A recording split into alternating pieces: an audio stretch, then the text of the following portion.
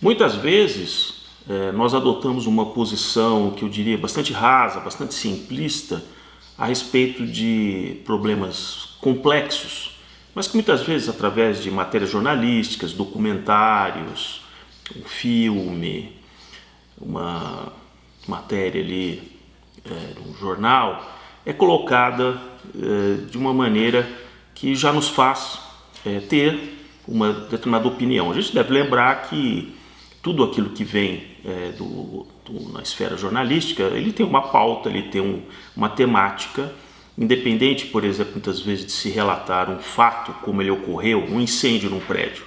Começou as primeiras chamas às 19 horas, se propagou do 5º andar para o 6º. Isso é uma coisa, né? É um lado da matéria jornalística. A outra é quando é uma matéria jornalística interpretativa, digamos assim.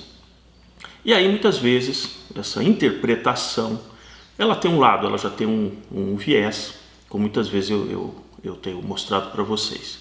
Então eu vou dar um exemplo aqui de, por exemplo, situações que são continuamente repetidas de uma certa maneira, e aí um jornalista muitas vezes se apoia numa outra matéria jornalística ou num outro texto, e aquilo há uma reprodução de uma abordagem que aquilo passa a incorporar o chamado senso comum da sociedade.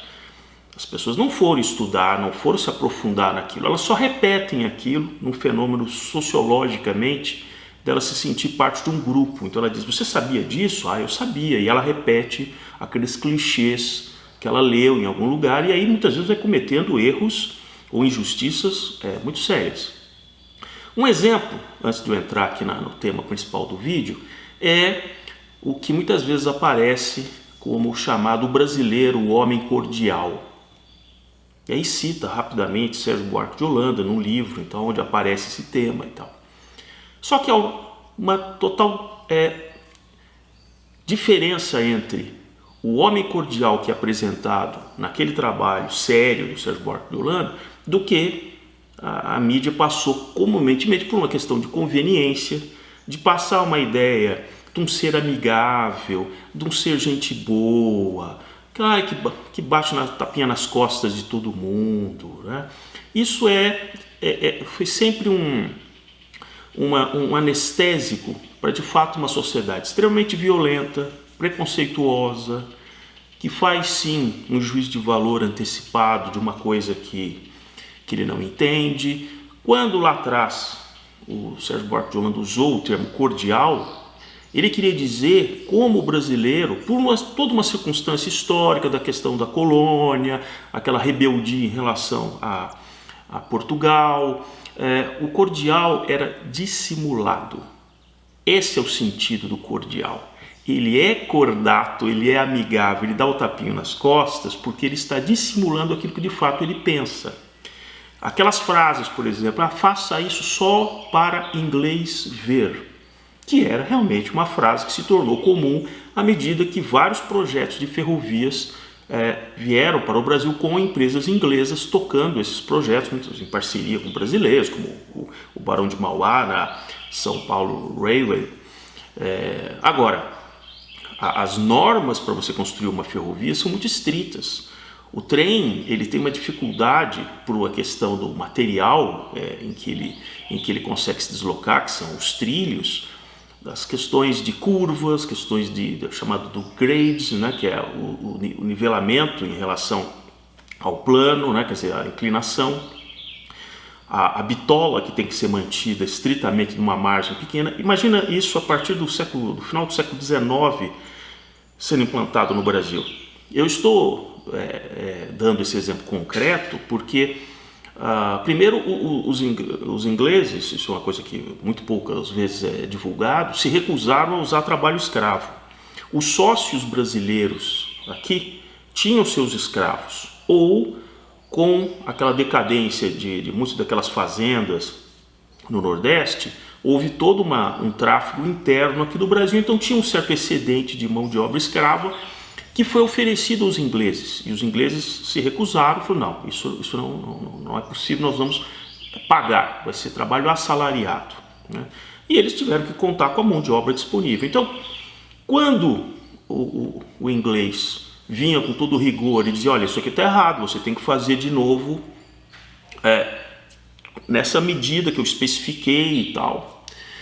E aí, aqueles operários, muitos deles ali, sem o conhecimento, né, sem alfabetização, pessoal muito simples, que era coletado ali naquelas regiões, ele dizia, olha, então finge que você está fazendo o que ele está pedindo, né? Então era para o inglês ver, né?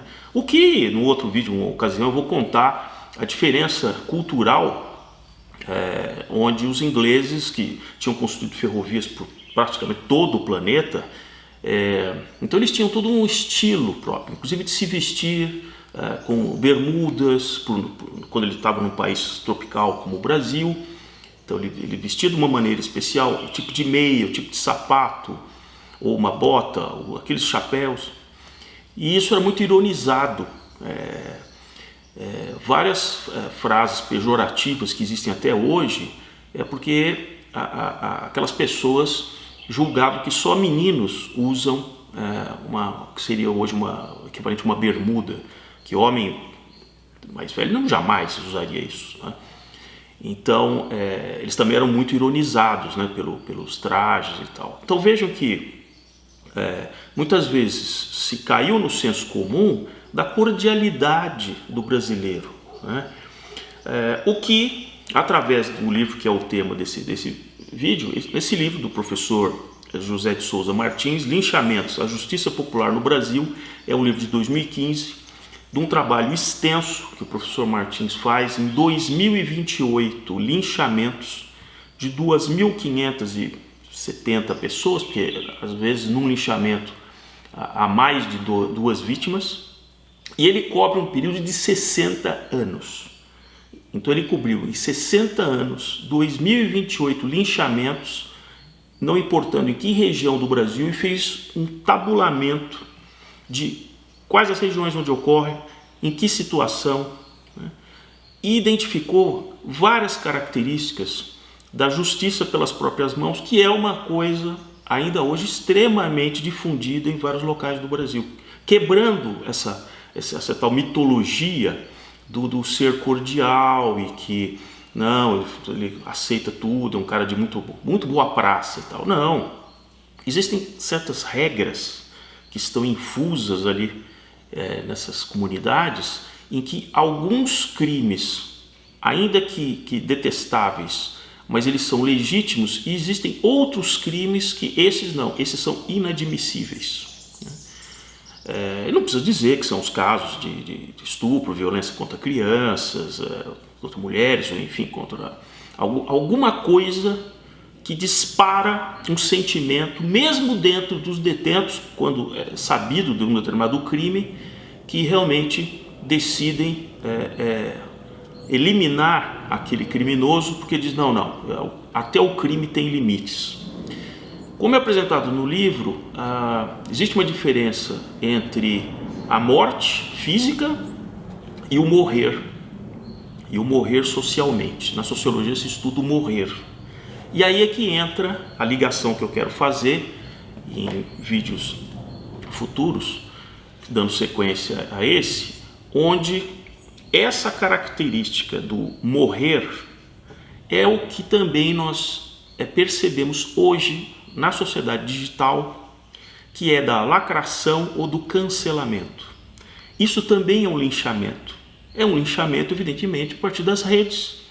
Mas o processo mental de condenar alguém já antecipadamente e simplesmente em bloco, diluindo um pouco a responsabilidade individual, é aquilo que também está presente aqui no linchamento físico. Então hoje já você consegue matar socialmente uma pessoa, não simplesmente na casa dela e arrastando ela para fora, como ele cita num dos casos aqui no bairro de São Paulo, quando numa ocasião a comunidade achava um determinado pessoa ali, uma pessoa muito má, que já tinha feito várias maldades, e numa padaria, tomando café numa padaria, um grupo de pessoas decide, fala assim, o que você acha? E aí esse grupo de pessoas decide realmente não. Então, o que você acha? Então, tá, vamos condená-lo à morte. E aí vai um cidadão junto com outros, arranca o sujeito de dentro da casa, traz ali para frente da padaria e mata o cidadão ali. Então, sob um certo aspecto, essa questão do cancelamento, desses linchamentos que vocês têm visto muitas vezes de personalidades, por exemplo, né? Sejam jogadores de futebol, artistas e tal, e são julgados, né? Tudo bem, pode ser realmente que ele seja culpado de um crime, mas antes mesmo que o processo chegue ao fim, ao cabo, ele já está simplesmente destruído como pessoa. Muitos anos atrás, por exemplo, um outro exemplo que eu posso citar, uns 30 anos atrás mais ou menos, numa escola infantil de São Paulo, foi aventada a hipótese de que os proprietários da escola abusavam daquelas crianças.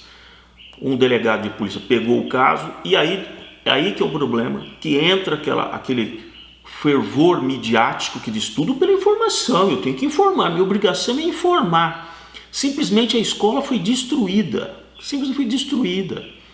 As pessoas simplesmente foram linchadas do ponto de vista moral, destruiu a família e tempos mais tarde se descobriu que não, que aquilo de fato nunca tinha acontecido, que o zelo realmente da mãe achando que de repente um filho ou a filha pudesse ter sido molestado, mas os exames que foram feitos depois, com a ajuda de psicólogos entrevistando as crianças, perceberam que aquilo tinha todo um ar de uma certa ilusão, assim, uma coisa imaginária de crianças jovens e que aquilo nunca tinha, quer dizer, os próprios adultos ali começaram a inferir por aquilo que as crianças diziam, que eles deram sequência, então se é isso, é aquilo, se aquilo é isso, e aí nós caímos nesse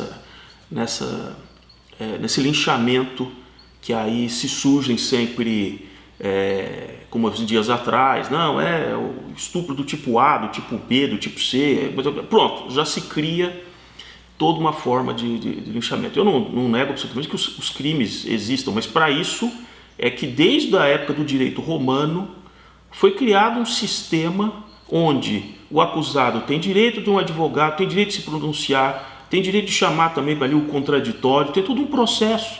Agora, nessas causas aí que estão muito comuns, a questão é da velocidade. Eu me sinto um vingador, eu quero, né?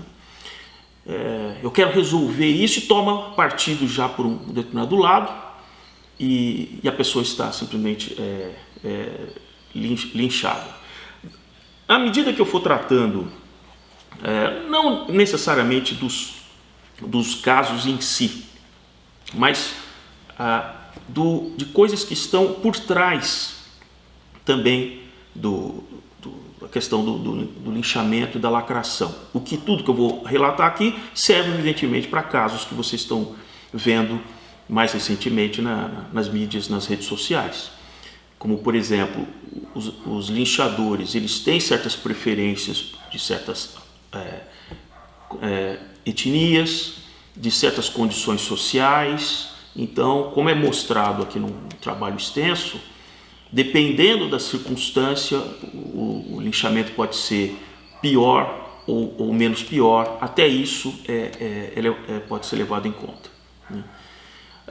E aí, dando sequência nesse processo, para tentar entender de onde vem tudo isso, eu vou usar depois o livro do Clifford Geertz sobre a interpretação das culturas, como cada civilização vai seguindo como se fosse um mobile, onde pode ser um ramo mais horizontal, depois um ramo vertical, no sentido de que ela vai descobrindo valores e conceitos. Isso tem a ver com todo o entorno, não é? Onde ela está localizado, o ambiente, o clima, tem lá a sua influência, o nível de contato que essa cultura tem com outras culturas, como que ela se relaciona nisso. E aí, mesmo que você analise sociedades distantes fisicamente, tanto no espaço como no tempo, você vai encontrar características semelhantes, porque toda aquela chamada problemática humana, aquela problemática social, ela se mantém para qualquer conjunto de pessoas. Os problemas familiares, os problemas de vizinhança, os problemas de uma urbanização e mesmo de uma nação, eles são de certa forma um tanto quanto equivalentes de sociedade para sociedade. Os instrumentos que cada um usa para representar isso, seja um povo tradicional que usa animais, que usa as montanhas, as forças da natureza, mas na verdade é o instrumento que ele tem para relatar o mesmo problema que uma sociedade que use só redes sociais, por exemplo, para explicar um determinado problema, uma determinada conduta, né, justificar uma conduta moral dentro da sociedade. Então eu acho que vai ser bem interessante, né? Aí nos próximos dias eu apresento a continuação do linchamentos, né? Que numa época, inclusive, eleitoral, é sempre, acho que interessante de ver também como há o linchamento político.